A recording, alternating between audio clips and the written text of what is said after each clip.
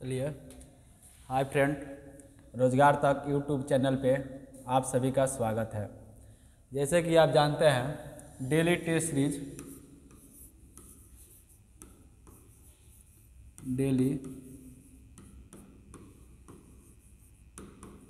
Series चालू किया गया है रोज़गार तक यूट्यूब चैनल पे। आज साइंस का 4 नंबर सेट चालू किया जाएगा। आइए देखते हैं क्या क्वेश्चन है।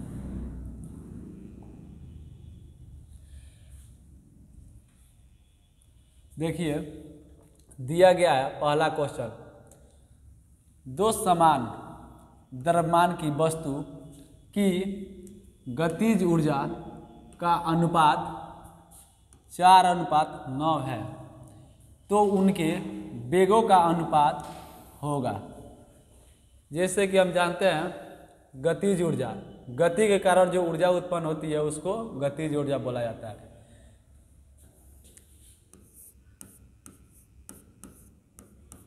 गतिज ऊर्जा, गतिज ऊर्जा इक्वल टू होता है हाफ mv²। तो इसमें दिया हुआ है दो समान द्रव्यमान, जो मास इसका है वो क्या है, समान है। यहाँ पर m का है द्रव्यमान, v का है वेग। द्रव्यमान क्या दिया हुआ है, यहाँ समान दिया है।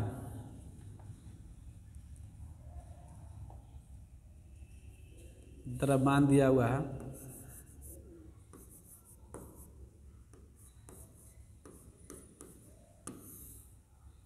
द्रव्यमान समान है। अब देखिए, गतिज ऊर्जा का अनुपात दिया हुआ है।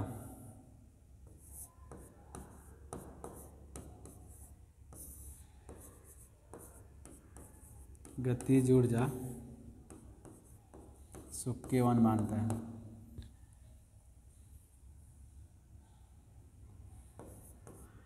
गतिज ऊर्जा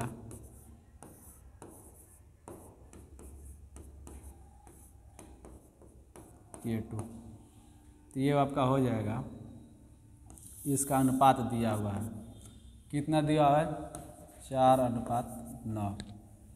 तो यही दिया हुआ है हाफ mv1² बटा हाफ mv2²।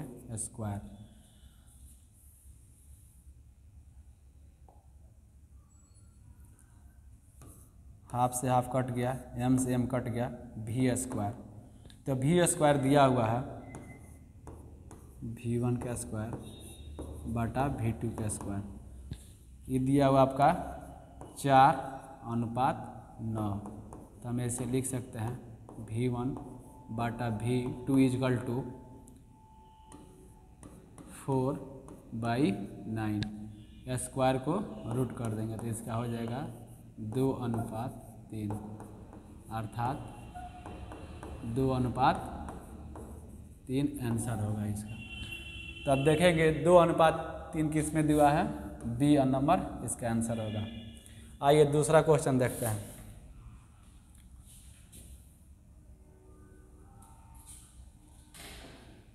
दूसरा क्वेश्चन, आइए नेक्स्ट क्वेश्चन देखते हैं। नेक्स्ट क्वेश्चन दिया है पानी का पीएच मान क्या होता है। अब आप जानते हैं पीएच मान, पीएच स्केल।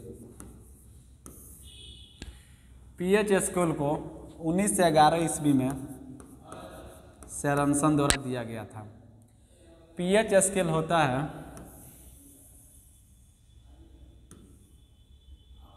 देखिए 0, 1, 2, 3, 4, 5, 6, 7,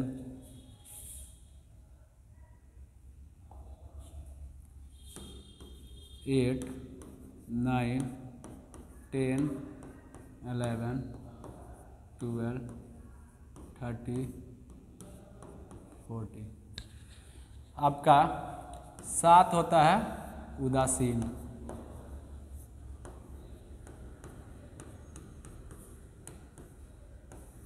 उदासीन।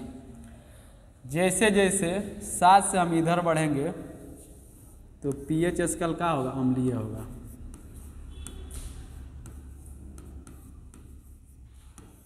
अम्लीयता क्या होता है, बढ़ता है।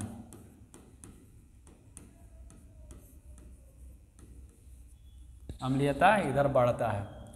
और जैसे जैसे 7 से हम 14 की ओर जाएंगे तो क्षारीयता बढ़ता है।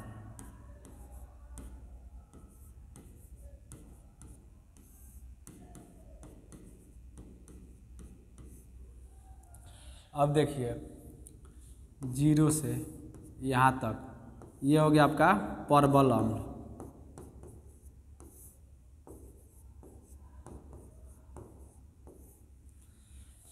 अब यहाँ से यहाँ तक ये हो गया दुर्बल अम्ल।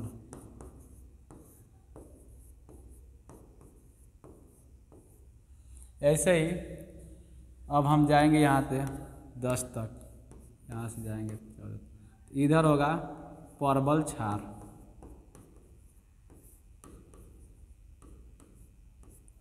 यहाँ से होगा दुर्बल क्षार।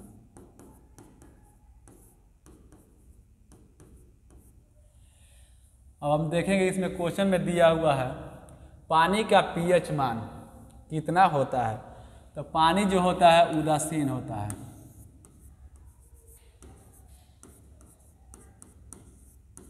उदासीन होता है। तो आप देखेंगे जब उदासीन का पीएच मान होता है क्या चीज, 7, तो इसका आंसर क्या हो जाएगा, 7 हो जाएगा। 4 की ओर आते तो ये अम्ल का सूचक हो जाता है, इधर जाएंगे तो सब क्षारीय के सूचक हो जाता है। तो इसका आंसर क्या होगा, उदासीन होगा, पीएच मान 7 होगा। अगला क्वेश्चन देखते हैं। एक क्वेश्चन दिया हुआ बायोलॉजी से रिलेटेड, देखिए मनुष्य में कौन से क्रोमोसोम के मिलने से बालक का जन्म होता है। बालक का जन्म के लिए जैसे कौन सा क्रोमोसोम उत्तरदायित्व है। तो पुरुष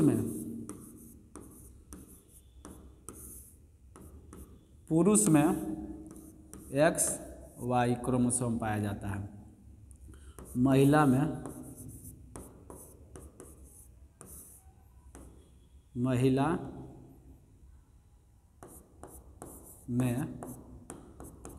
XX क्रोमोसोम पाया जाता है। इस क्वेश्चन में दिया हुआ है मनुष्य में कौन से क्रोमोसोम के मिलने से बालक का जन्म होता है। बालक के जन्म के लिए अगर पुरुष का Y क्रोमोसोम और महिला का X होगा तो इसमें क्या होगा, बालक का जन्म होगा। बालक का जन्म। और XX क्रोमोसोम पुरुष का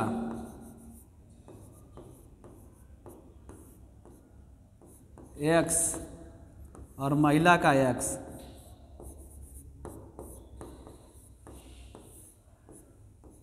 मिलेगा तो बालिका यानी लड़की का जन्म होगा।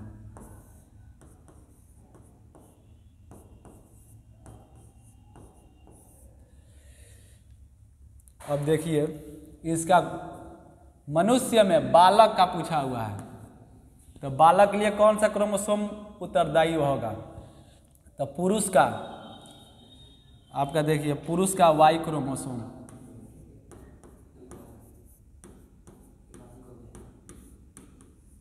पुरुष का महिला का X, महिला का X, तो इसका आंसर हो जाएगा आपका पुरुष का Y क्रोमोसोम। तो 2 में दिया हुआ है पुरुष का Y, और फिर से इसमें दिया स्त्री का Y, नहीं स्त्री का X मिलने से क्या होगा, बालक का जन्म होगा। आइए देखते हैं नेक्स्ट क्वेश्चन। दिया हुआ है। देखिए आप सभी रोजगार तक यूट्यूब चैनल से जुड़िए। देखिए एक से एक क्वेश्चन आपको दिया जाएगा जो प्रीवियस ईयर से रिलेटेड होंगे, और आप सबों को किसी न किसी एग्जाम में ये सब क्वेश्चन देखने को मिला ही होगा, या आप एग्जाम देते होंगे तो आप देखे ही होंगे कि क्वेश्चन का लेवल क्या है हमारे यूट्यूब चैनल पे। और चंदन सर के द्वारा मैथ का पर डे क्वेश्चन 30 से 35 कराया जा रहा है सेट में, और आपके दीपक सर जीके जीएस करा रहे हैं। जीके जीएस ये दीपक सर के द्वारा चलाया जा रहा है। इसमें जीके जीएस में पर डे आपका मिक्स क्वेश्चन कराया जाएगा। इसमें क्वेश्चन की संख्या 30 से 35 रहेगा। और आपका मैथ का देखिए, मैथ का प्रीवियस ईयर क्वेश्चन रहेगा। देखिए इसमें रहेगा एसएससी, रेलवे, बिहार एसएससी से रिलेटेड जितना भी एग्जाम हुआ है उसका प्रीवियस ईयर का क्वेश्चन इसमें सब कराएंगे। मैथ का 30 से 35 क्वेश्चन पर डे चंदन सर करा रहे हैं। ये सब क्वेश्चन आप डेली प्रैक्टिस में रखेंगे तो आप लोग रिवीजन का आपका लय बना रहेगा। जीके में आपका सब क्वेश्चन रहेगा, हिस्ट्री, ज्योग्राफी, पॉलिटी, इकोनॉमिक्स और करेंट। इस सब सेशन से आप जुड़ जाए, क्योंकि आपको पर डे एग्जाम से रिलेटेड जितना भी प्रीवियस ईयर एग्जाम हुआ है आप इसमें आ जाइए। आपका बिहार पुलिस, जिसको BP, Bihar police, Bihar SI, ये सब जीके वाला पोर्शन से कवर हो जाएगा। और मैथ आपका है जो बिहार पुलिस में हो गया, 5 से 6 मैथ होता है। बिहार दरोगा का हो गया, उसमें सभी मैथ का क्वेश्चन प्रीवियस ईयर का जो भी क्वेश्चन होगा। इसके बाद से आपका मैथ का जो भी अभी एसएससी का एग्जाम चल रहा है जीडी का, उसका क्वेश्चन जो भी रहेगा प्रीवियस ईयर से रिलेटेड जो भी रहेगा, वो करेंट जो क्वेश्चन होगा उसको भी इंक्लूड किया जाएगा। आपका इसमें देखिए अभी एग्जाम हुआ है एएलपी और टेक्नीशियन, इसका क्वेश्चन इसमें जोड़ दिया गया है। आप लोग इस सीरीज को कृपया करके आप कुछ भी करें या ना करें, लेकिन इस सीरीज से जुड़ जाए। यूट्यूब चैनल है आपका रोजगार तक। आइए हम देखते हैं नेक्स्ट क्वेश्चन अपना। साइंस का क्वेश्चन देखिए, साइंस का नेक्स्ट क्वेश्चन देखते हैं। झूठ का पता लगाने वाले यंत्र की किस नाम से जाना जाता है? पायरोमीटर, पायरोमीटर है ताप मापक।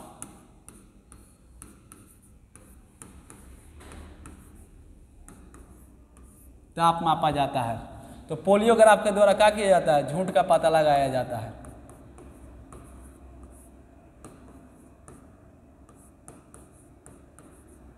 झूठ का मापन कौन करता है? पोलियोग्राफ। आइए नेक्स्ट क्वेश्चन देखते हैं हम। आइए मैचिंग वाला क्वेश्चन है एक। मैचिंग में दिया हुआ है सूची 1 को सूची 2 से सुमिलित कीजिए तथा सूची के नीचे दिए गए कूट के सही उत्तर का चयन कीजिए। आइए हम देखते हैं। दिया हुआ पहला हरित क्रांति। हरित क्रांति किससे संबंधित है? खदान से।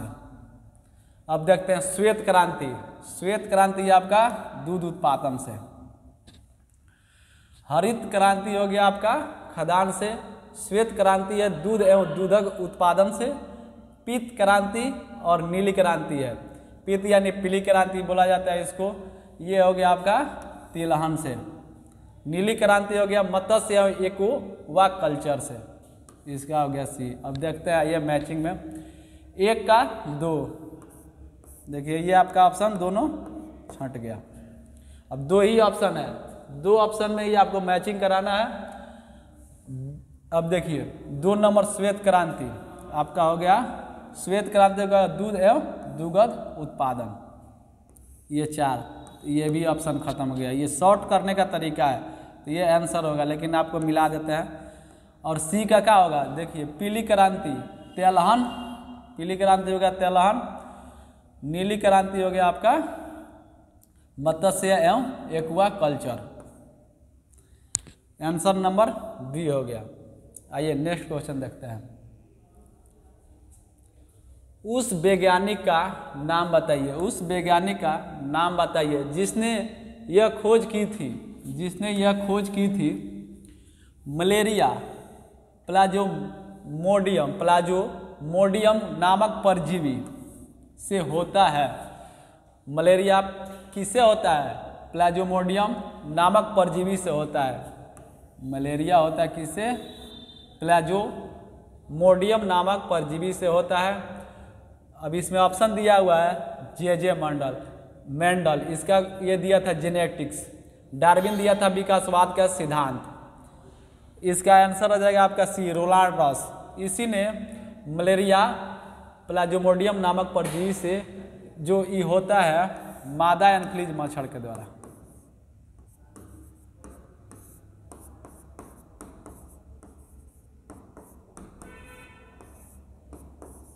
मच्छर से। रोनाल्ड रॉस को 1902 ईस्वी में नोबेल पुरस्कार दिया गया था। आइए नेक्स्ट क्वेश्चन देखते हैं। हमारे शरीर की लघुत्तम हड्डी पाई जाती है। हमारे शरीर की लघुत्तम हड्डी, लघुत्तम मतलब क्या होता है? छोटी, छोटी हड्डी। हमारे शरीर के सबसे छोटी हड्डी होती है स्टेपीज, जो कहाँ पाई जाती है? कान में। वही अगर जब पूछ देगा शरीर की सबसे बड़ी हड्डी,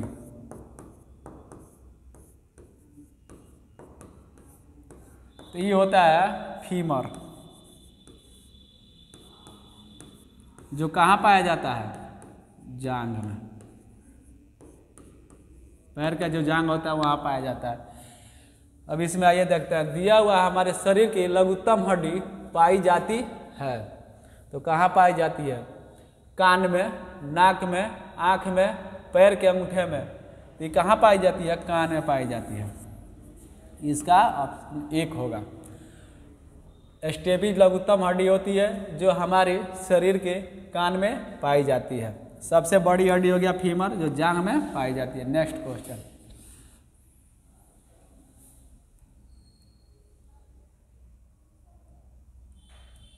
आइए नेक्स्ट क्वेश्चन देखते हैं। चलिए आइए देखते हैं नेक्स्ट क्वेश्चन। जंतु कोशिका में निम्न में से क्या अनुपस्थिति होती है? जंतु, एक होता है जंतु, एक होता है पादप। एक होता है जंतु, एक होता है पादप। अब जंतु में देखिए, जंतु में सेल्यूलोज का होता है, नहीं पाया जाता है। कोशिका भित्ति नहीं पाई जाती है।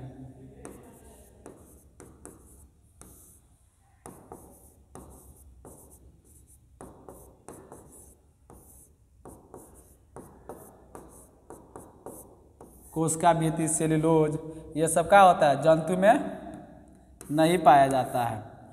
लेकिन पादप में जो उसका बाहरी आवरण होता है वो कोशिका भित्ति का ही बना होता है। देखिए इसमें पाया जाता है सेल्यूलोज,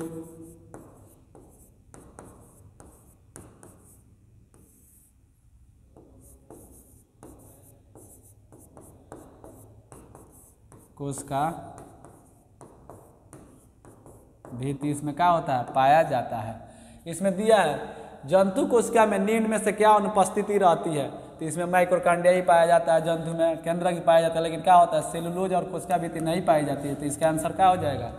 जंतु कोशिका में सेल्यूलोज और कोशिका भित्ति नहीं पाई जाती है। आइए नेक्स्ट देखते हैं। दिया हुआ देखिए, मानव आहार में पॉलिश किए हुए चावल का उपयोग निम्न में से निम्नलिखित में रोग हो जाती है, मतलब इसमें से उपयोग किए जाने से निम्नलिखित रोग हो जाता है। इसमें कौन सा रोग होता है? रतौंधी विटामिन ए के कमी के कारण होता है। विटामिन ए का कमी के कारण होता है।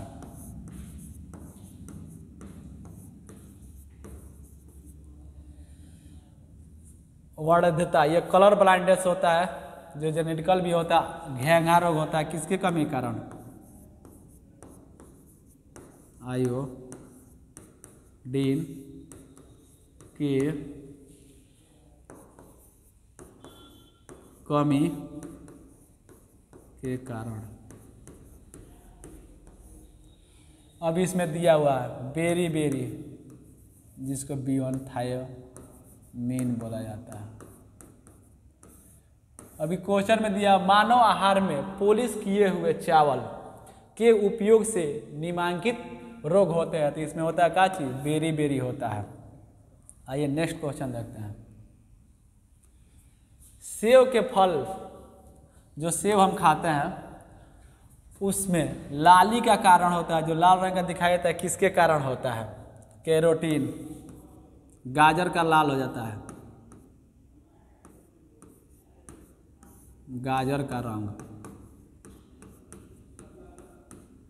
लाल कैरोटीन के कारण दिखाई देता है।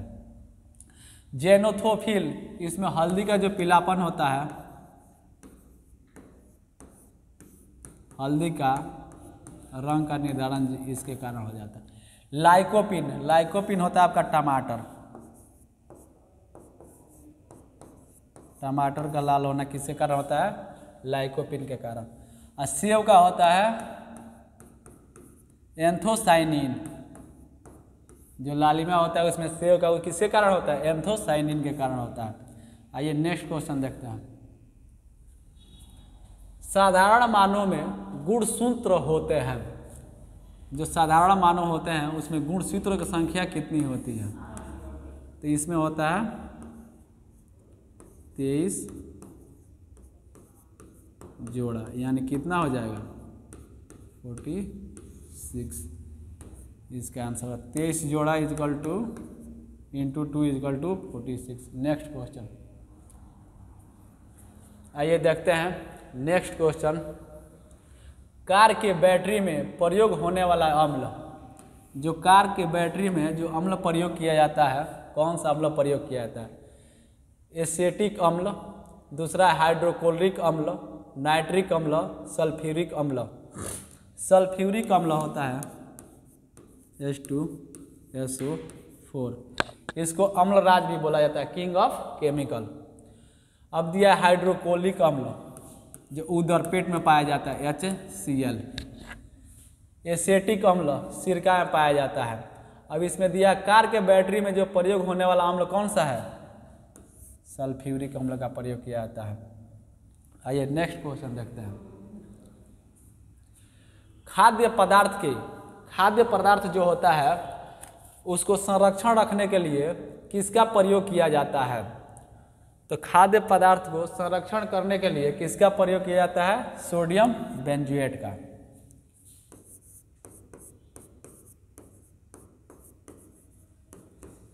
Sodium benzoate.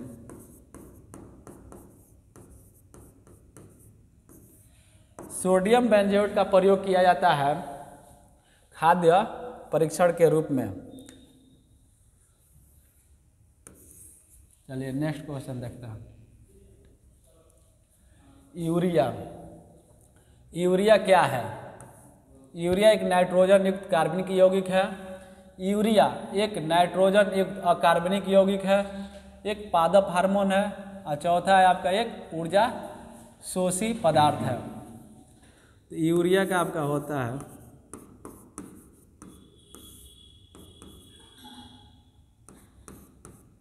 NH2CONH2।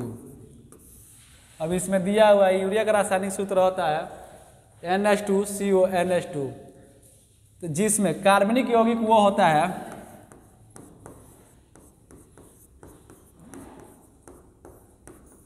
कार्बनिक यौगिक जो कार्बन और हाइड्रोजन से मिलकर बना होता है, कार्बन और हाइड्रोजन जिसमें रहता है। तो इसमें दिया हुआ देखिए कार्बन और हाइड्रोजन दोनों है, तो ये क्या है नाइट्रोजन युक्त। और कार्बनिक में होता है जैसे चट्टान हो गया, चट्टान हो गया, ये सब का है अकार्बनिक है। तो इसमें क्या होगा यूरिया एक कार्बनिक यौगिक है। आइए नेक्स्ट क्वेश्चन देखते हैं। अब दिया हुआ है मिलान करने वाला, सूची 1 सूची 2 से मिलान करना है। आइए देखते हैं सूची 1 सूची 2 से सम्मिलित कीजिए और नीचे दिए कोड का सही उत्तर देखिए, चूज कीजिए। आपका पहला दिया है सोडियम, सोडियम, दूसरा है पारा, तीसरा है चांदी और चौथा है सीसा लेड। चांदी विद्युत का स्रोत में चालक है और सोडियम चाकू से आसानी से काटे जा सकता है, इसका हो जाएगा 4। पारा कमरे के ताप पर क्या रहता है द्रव अवस्था में रहता है। चांदी यह विद्युत का अच्छा सुचालक है। सीसा ऊष्मा का कुचालक है, सीसा का है ऊष्मा का कुचालक है और चांदी का है विद्युत का सुचालक है। अब आइए मैचिंग करते हैं। सोडियम 1 का 4, 1 का 4। अब देखिए ये 2 गो ऑप्शन है आपका खत्म हो गया। अब देखिए पारा कमरे के ताप पर द्रव अवस्था में पाया जाता है, कमरे के ताप पर द्रव अवस्था में पाया जाता है। तो इसका हो गया आपका 2, ये भी ऑप्शन नहीं होगा। अब देखिए चांदी ये विद्युत का अच्छा सुचालक है। सीसा लेड ये ऊष्मा का कुचालक है, तो ऑप्शन हो जाएगा सी। अब देखिए मैचिंग वाला क्वेश्चन करने से आपका 4 क्वेश्चन यहाँ पर तैयार हो गया। इसलिए यहाँ पर सभी साइंस के क्वेश्चन अधिक एग्जाम से रिलेटेड होंगे। आप लोग साइंस के क्वेश्चन टेस्ट सीरीज को यूट्यूब चैनल रोजगार तक से जुड़ जाएं और डेली इस टेस्ट सीरीज का फायदा उठाएं। आइए नेक्स्ट क्वेश्चन देखते हैं। भौतिक परिवर्तन का एक उदाहरण है, एक होता है भौतिक परिवर्तन,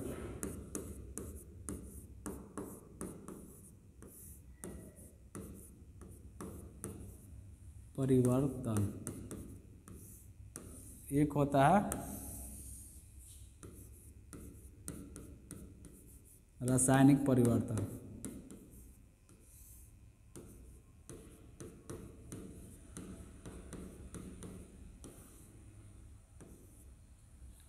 भौतिक परिवर्तन में क्या होता है, जैसे कोई भी चीज़ है पुनः बनाया जा सकता है, पुनः प्राप्त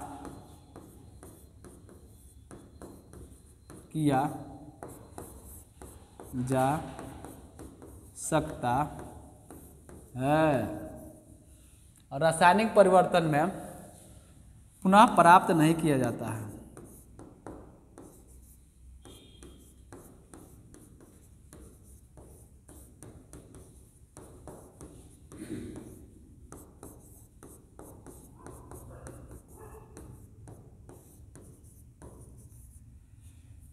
पुनः प्राप्त नहीं किया जा सकता। जैसे बर्फ हो गया उसको पुनः क्या किया जा सकता है पानी के रूप में ढाला जा सकता है। रासायनिक परिवर्तन, आपका लोहा पे जंग लगना एक प्रकार का क्या है रासायनिक परिवर्तन है।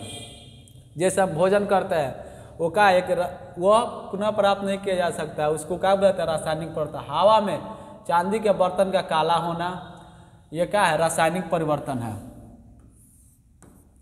और मोमबत्ती का जलना, एक होता है मोमबत्ती का पिघलना, तो मोमबत्ती का पिघलना हो गया आपका क्या चीज़ भौतिक परिवर्तन। और यहाँ पर दिया मोमबत्ती का जलना, तो ये क्या हो गया ये भी हो गया आपका रासायनिक परिवर्तन। दूध से दही का बनना, दूध जो होता है दही बनता है और जब दही से फिर दूध बना सकते हैं नहीं बना सकते हैं, तो इसका हो जाएगा ये भी क्या होगा रासायनिक परिवर्तन। लेकिन पानी में चीनी का घोलना ये क्या हो गया भौतिक परिवर्तन हो गया। आइए नेक्स्ट क्वेश्चन देखते हैं। इनमें से कौन सा पौधा नाइट्रोजन स्थिरीकरण में सहायक नहीं है। नाइट्रोजन स्थिरीकरण के लिए दल हनी पौधा। दलहनी पौधा जो होता है वो उसमें क्या होता है, उसके जड़ में राइबोजियम नामक जीवाणु पाए, जिसके कारण क्या होता है, नाइट्रोजन स्थिरीकरण में सहायक होता है। तो इसमें देखिए चना हो गया, सेम हो गया, मटर हो गया, लेकिन धान का है, धान में नहीं होगा। धान में CH4 अधिक मात्रा में पाया जाता है, क्योंकि ये दलदली स्थानों पर CH4 का क्या होता है, मिलता है। इसमें धान के खेत में क्या पाया जाता है, CH4 मीथेन। आइए नेक्स्ट क्वेश्चन देखते हैं। प्रतिवर्ती धारा और दृष्टि धारा, मतलब प्रतिवर्ती धारा को दृष्टि धारा में परिवर्तन करने वाले युक्ति को कहते हैं। जिसमें इसमें दिया हुआ है AC को DC में परिवर्तन करना है, AC को DC और DC से AC। DC से आपका AC से DC में जाने के लिए किसका प्रयोग किया जाता है, रेक्टिफायर।